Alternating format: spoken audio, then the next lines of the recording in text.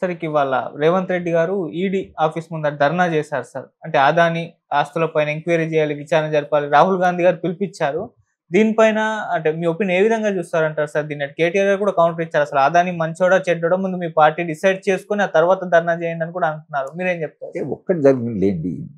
ED కానీ, CBI కానీ, NIA కానీ ఇవి పూర్తిగా రాజకీయ సంస్థలుగా మారాయి. ఓకే. వీటికి ఒక కాలంలో సిబిఐ ఎంక్వైరీ అంటే జనమంతా నిష్పక్షపాతంగా, ఎన్ఫోర్స్మెంట్ డైరెక్టరేట్ అంటే దానికి నిజంగానే అన్యాయం జరిగిన చోటుకు వెళ్తారు అనేది ఒక గౌరవము, ఒక విశ్వసనీయత. అది చాలా కాలంగా ఈ సంస్థలకు ఉంది. ఈ సంస్థలు ఇండిపెండెంట్ కూడా ఒక రకంగా.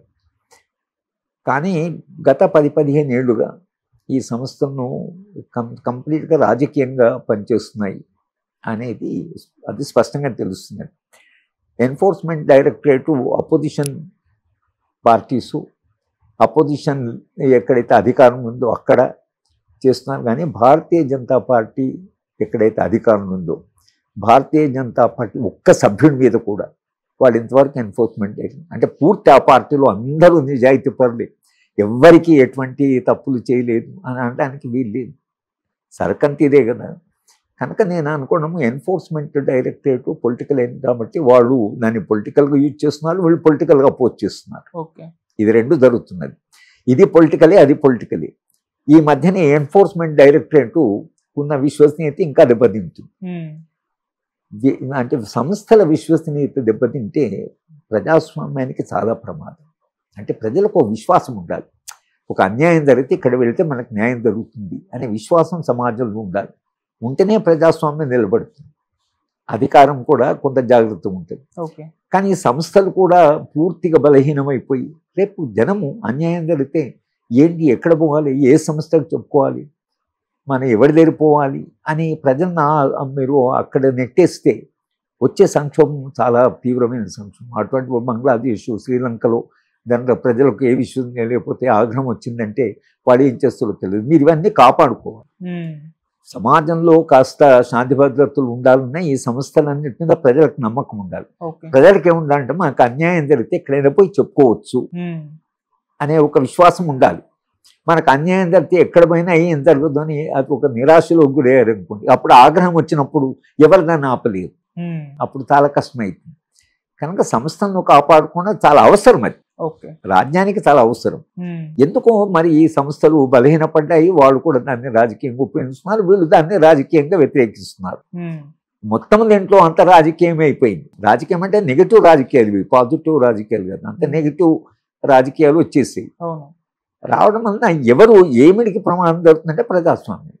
అంటే ఈ లిబరల్ డెమోక్రసీ ఏదైతుందో, ఉదార ప్రజాస్వామ్యం ఏదైతుందో, ఓ 75 ఏళ్ళుగా కొంత విశ్వసనీయత ఉండి ఒక డెమోక్రటిక్ కంట్రీ అని ప్రజలకు కూడా ఏదో ఒక సంస్థ మీద నమ్మకం ఉండి, ఒక కాలంలో మేము విద్యార్థులుగా ఉన్నప్పుడు ఏదన్నా యూనివర్సిటీలో తప్పితే ఐఏఎస్ ఆఫీసర్ చేత ఎంక్వైరీ చేయించాలని అడిగేవాళ్ళం. అంటే అప్పుడు ఐఏఎస్ ఆఫీసర్ క్రెడిబిలిటీ అంత ఉండేది. ఐఏఎస్ ఆఫీసర్ అంటే చాలా తెలియగలవాడు, నిష్పక్షపాతంగా ఉంటాడు, తర్వాత వాడికి నిజాయితీగా ఉంటారు, ఇవన్నీ ఉండేవి. ఇప్పుడు ఐఏఎస్ ఆఫీసర్ని ఎవరు అడుగుతారు? ఐఏఎస్ ఆఫీసర్ ఎంక్వైరీ ఎవరు అడగరు. ఐఏఎస్ ఆఫీసర్లో మొత్తం క్రెడిబిలిటీ పోయింది.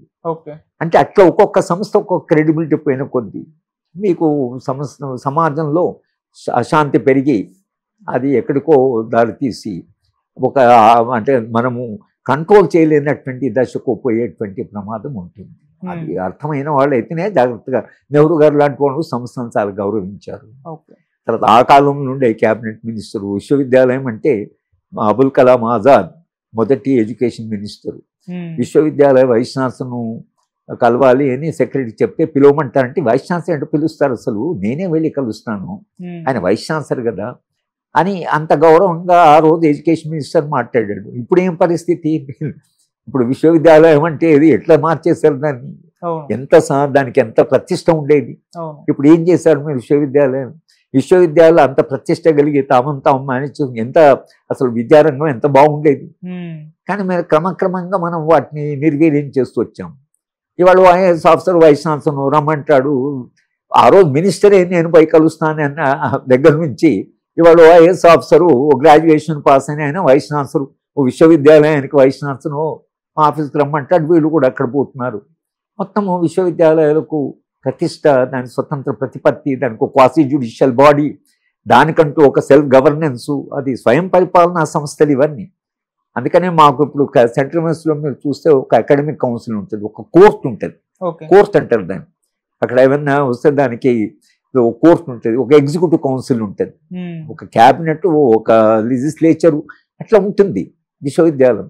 మీరు ఎవరు బాధ్యులు అంటే మేము వరకు కాదు, మేము బాధ్యులం, సంస్థ ప్రజలకు సమాజానికి బాధ్యులు అన్నట్టుగా ఉంటుంది. విశ్వవిద్యాలయం అట్లా నిర్మించారు.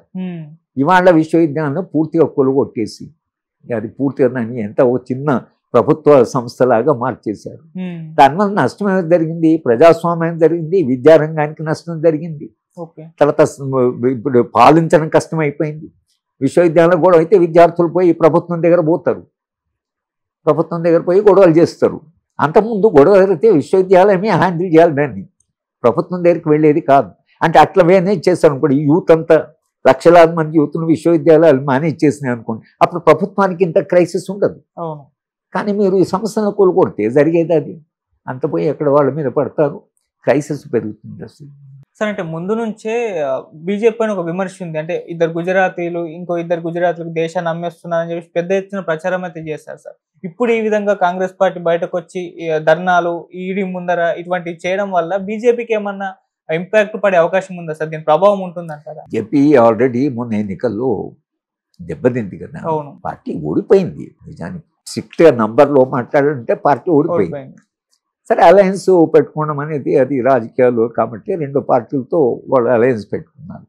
ఎందుకు బీజేపీ దెబ్బతిన్నది ఆలోచించాలి కదా. భారతీయ జనతా పార్టీ ఆలోచించవలసి ఏంటంటే, ఎందుకు మనము పోయిన ఎన్నికలో 303 సీట్లు వచ్చిన వాళ్ళు ఇన్ని సీట్లు మనకు తగ్గాయి.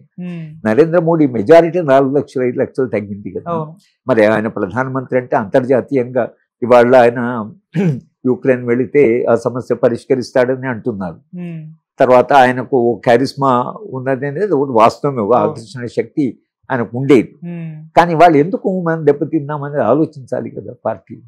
ఆలోచించకపోతే ఇవాళ కాంగ్రెస్ పార్టీ వాళ్ళు చేస్తున్నది ఏదైతే భారతీయ జనతా పార్టీకి ఇవాళ కాంగ్రెస్ పార్టీకి ఒక విశ్వాసం వచ్చి అంటే మొన్నటిదాకా విశ్వాసం లేదు. మొన్నటి ఎన్నికల తర్వాత అపోజిషన్ పార్టీస్కి ఒక కాన్ఫిడెన్స్ వచ్చింది, ఈ పార్టీని మనం ఎదుర్కోగలం, రేపు ఎన్నికల్లో ప్రజలు మనకు ఓట్లు వేస్తారు అనే విశ్వాసం వచ్చింది. దానివల్ల ఏం చేస్తున్నారు వీళ్ళు, ఈ సంస్థల ముందు పోయి, ఎందుకంటే వాళ్ళు చాలా సఫర్ అవుతున్నారు, సంస్థల ముందర డెమాన్స్ట్రేషన్ ఇవన్నీ చేస్తున్నారు. ఇక్కడ దాకా రానివ్వకూడదు అసలు రాజకీయాలు. కనుక భారతీయ జనతా పార్టీకి తప్పకుండా అది నష్టమే. ఎందుకంటే మీరు ఈ సంస్థను మీరు ఉపయోగిస్తున్నారని ప్రజలు దాన్ని నమ్మడం మొదలు పెట్టారనుకోండి, అప్పుడు నమ్మడం మొదలు పెట్టిన తర్వాత పార్టీకి చాలా దెబ్బ తగులుతుంది.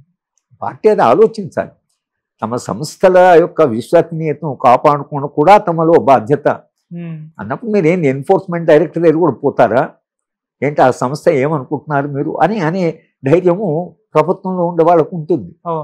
కానీ వాళ్ళు ఎన్ఫోర్స్మెంట్ చేస్తే ప్రజలు కూడా దాన్ని అంగీగా ఉంది, నిజమంతా రాజకీయాలు కనుక వాళ్ళు పోయి డెమాన్స్ట్రేట్ చేస్తుంది. ఒక కాలంలో మీరు ఊహించలేరు, ఓ యూపీఎస్సీ ముందరను, ఓ సుప్రీంకోర్టు ముందరను, ఒక సంస్థ ముందర, ఓ సిబిఐ ముందరను డెమాన్స్ట్రేట్ చేసి ఇదేంటి ఆ సంస్థల దగ్గర మనం చేయడం ఏంటని వీళ్ళు భయపడేవాళ్ళు, ప్రజలు కూడా దాన్ని విశ్వసించి. ఇవాళ ఆ పరిస్థితి లేదు, సంస్థలు నిర్వీర్యం కావడం వల్ల ఇక్కడ దాకా వచ్చింది. కనుక ఇంకా ఇది పొలిటికల్, గెలవాలి ఎన్నికల్లో. కాంగ్రెస్ పార్టీకి ఒక హోప్ వచ్చింది, కనుక మిగతా పార్టీ కలిసి మనం అధికారంలోకి వస్తామని విశ్వాసం తెలంగాణలో జరిగింది. అది కాంగ్రెస్ పార్టీ అధికారంలోకి వస్తే ఎవరు అనుకోలేదు, అస్తిత్వం నుంచి వచ్చిన పార్టీ. ఇప్పుడు డిఎంకే పార్టీ ఉందనుకోండి, డిఎంకే పార్టీ జాతీయ పార్టీని ఓడించమని ఎవరిని, ఏ జాతీయ పార్టీని, భారతీయ జనతా పార్టీని ఓడించమని డిఎంకే. తెలంగాణ అలా ఉండవలసింది, పోరాడి ఇంత 50 ఏళ్ల పోరాటం, దీనికి ఒక అస్తిత్వము, దీనికి ఒక పాటలు, దీనికి ఒక సాహిత్యము, దీనికి ఒక చరిత్ర, దీనికి ఒక ఉద్యమ చరిత్ర, త్యాగాలు ఇంత ఉన్న తెలంగాణని మనం ఏం చేశాము, పూర్తిగా దాన్ని బజార్లో పెట్టి దాన్ని బలహీనం చేయడం వలన ఇవాళ ఆ పార్టీ దాని పరిణామాలు ఎదుర్కొంటుంది. భారతీయ